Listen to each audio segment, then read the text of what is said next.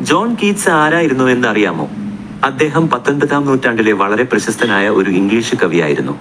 അദ്ദേഹത്തിന്റെ കവിതകൾക്ക് ഒരു പ്രത്യേക ഭംഗിയും താളവും ഉണ്ടായിരുന്നു. പ്രകൃതിയുടെ മനോഹാരിതയും മനുഷ്യന്റെ വികാരങ്ങളുമെല്ലാം അദ്ദേഹം തന്റെ കവിതകളിൽ മനോഹരമായി പകർത്തി. ജോൺ കീറ്റ്സ് ജനിച്ചത് 1795 ലണ്ടനിലാണ്. അദ്ദേഹത്തിന്റെ അച്ഛൻ ഒരു കുതിരാലയം നടത്തിയിരുന്നു. ചെറുപ്പത്തിൽ കീറ്റ്സിന് സ്കൂളിൽ പോകാൻ അധികം താല്പര്യമുണ്ടായിരുന്നില്ല. പക്ഷേ അദ്ദേഹം ഒരുപാട് വായിക്കുകയും സ്വയം പഠിക്കുകയും ചെയ്തു. പ്രത്യേകിച്ച് സാഹിത്യവും കവിതകളുമായിരുന്നു അദ്ദേഹത്തിന് ഇഷ്ടപ്പെട്ട വിഷയങ്ങൾ. കീറ്റ്സിന് ഒരുപാട് സഹോദരങ്ങളുണ്ടായിരുന്നു. അവർ ഒരുമിച്ചാണ് വളർന്നത്.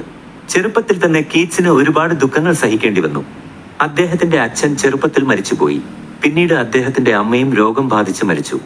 ഈ ദുഃഖകരമായ അനുഭവങ്ങൾ കീറ്റ്സിനെ കൂടുതൽ ചിന്തിക്കാൻ പ്രേരിപ്പിച്ചു. ജീവിതത്തിന്റെ നശ്വരതയെക്കുറിച്ചും സൗന്ദര്യത്തെക്കുറിച്ചുമൊക്കെ അദ്ദേഹം തന്റെ കവിതകളിൽ എഴുതി. അദ്ദേഹത്തിന്റെ കവിതകളിൽ ഒരുതരം വിഷാദവും അതേസമയം അതിയായ സൗന്ദര്യത്തോടുള്ള ഇഷ്ടവും കാണാം. കീറ്റ്സ് ഒരു ഡോക്ടറാകാൻ പഠനം തുടങ്ങി. പക്ഷേ അദ്ദേഹത്തിന്റെ മനസ്സ് നിറയെ കവിതകളായിരുന്നു.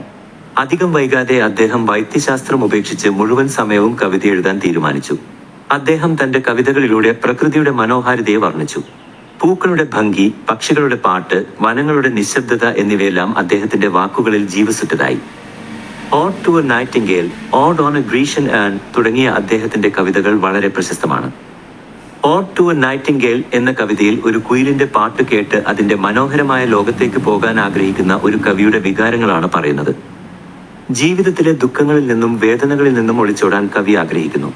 Odd on a Grecian earn എന്ന കവിതയിൽ ഒരു പഴയ മൺപാത്രത്തിലെ ചിത്രങ്ങളെക്കുറിച്ചാണ് പറയുന്നത്. ആ ചിത്രങ്ങളിലെ സൗന്ദര്യവും കാലാതീതമായ സന്തോഷവും കവിയെ അത്ഭുതപ്പെടുത്തുന്നു. Beauty is truth, truth beauty, സൗന്ദര്യമാണ് സത്യം, സത്യമാണ് സൗന്ദര്യം എന്ന പ്രസിദ്ധമായ വരികൾ ഈ കവിതയിലേതാണ്. കീറ്റ്സിന് ഫാനി ബ്രോൺ എന്നൊരു പെൺകുട്ടിയുമായി പ്രണയമുണ്ടായിരുന്നു. അവർ വിവാഹം കഴിക്കാൻ ആഗ്രഹിച്ചിരുന്നു. പക്ഷേ കീറ്റ്സിന് രോഗം ബാധിച്ചതുകൊണ്ട് അവരുടെ സ്വപ്നം നടന്നില്ല. ഫാനിയോടുള്ള അദ്ദേഹത്തിന്റെ പ്രണയം അദ്ദേഹത്തിന്റെ കവിതകളിൽ നിറഞ്ഞു നിൽക്കുന്നു. കീറ്റ്സിന് ക്ഷയരോഗം, ട്യൂബർകുലോസിസ് ഉണ്ടായിരുന്നു. അന്നത്തെ കാലത്ത് ഈ രോഗം മാരകമായിരുന്നു.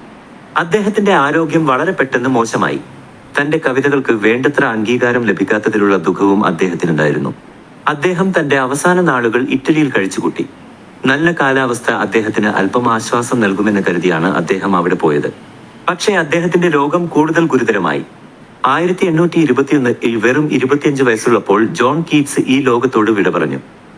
അദ്ദേഹം മരിക്കുമ്പോൾ തന്റെ കവിതകൾക്ക് അർഹമായ അംഗീകാരം ലഭിച്ചിരുന്നില്ല. പക്ഷേ കാലം അദ്ദേഹത്തെ ഒരു വലിയ കവിയായി അംഗീകരിച്ചു. ഇന്ന് ലോകമെമ്പാടുമുള്ള ആളുകൾ അദ്ദേഹത്തിന്റെ കവിതകളെ സ്നേഹിക്കുകയും പഠിക്കുകയും ചെയ്യുന്നു. അദ്ദേഹത്തിന്റെ വാക്കുകളിലെ സൗന്ദര്യവും ആഴവും തലമുറകളെ ആകർഷിക്കുന്നു. കീറ്റ്സ് കുറഞ്ഞ കാലം മാത്രമേ ജീവിച്ചുള്ളൂ എങ്കിലും അദ്ദേഹം എഴുതിയ കവിതകൾ അനശ്വരമാണ്. അദ്ദേഹത്തിന്റെ കവിതകളിൽ പ്രകൃതിയും പ്രണയവും ദുഃഖവും സൗന്ദര്യവുമെല്ലാം മനോഹരമായി ഇഴചേർന്നിരിക്കുന്നു. അദ്ദേഹം നമ്മെ പഠിപ്പിക്കുന്നത് ജീവിതം എത്ര ചെറുതാണെങ്കിലും അതിലെ സൗന്ദര്യത്തെ നമ്മൾ ആസ്വദിക്കണമെന്നാണ്. പ്രകൃതിയിലെ ഓരോ ചെറിയ കാര്യത്തിലും ഒരു അത്ഭുതമുണ്ട് എന്ന് അദ്ദേഹം നമ്മെ ഓർമ്മിപ്പിക്കുന്നു. കീറ്റ്സിന്റെ കവിതകളിൽ ഒരുതരം മധുരവും അതേസമയം ഒരു നൊമ്പരവും കലർന്ന ഒരു പ്രത്യേക അനുഭൂതിയുണ്ട്. അത് നമ്മളുടെ മനസ്സിനെ സ്പർശിക്കുകയും കൂടുതൽ ചിന്തിക്കാൻ പ്രേരിപ്പിക്കുകയും ചെയ്യും. അതുകൊണ്ട് കൊച്ചുകൂട്ടുകാരെ, ജോൺ കീറ്റ്സിനെ കുറിച്ചും അദ്ദേഹത്തിന്റെ മനോഹരമായ കവിതകളെക്കുറിച്ചും നിങ്ങൾ അറിയുക. സൗന്ദര്യത്തിന്റെയും വികാരങ്ങളുടെയും ഒരു പുതിയ ലോകത്തേക്ക് അദ്ദേഹം നിങ്ങളെ കൊണ്ടുപോകും.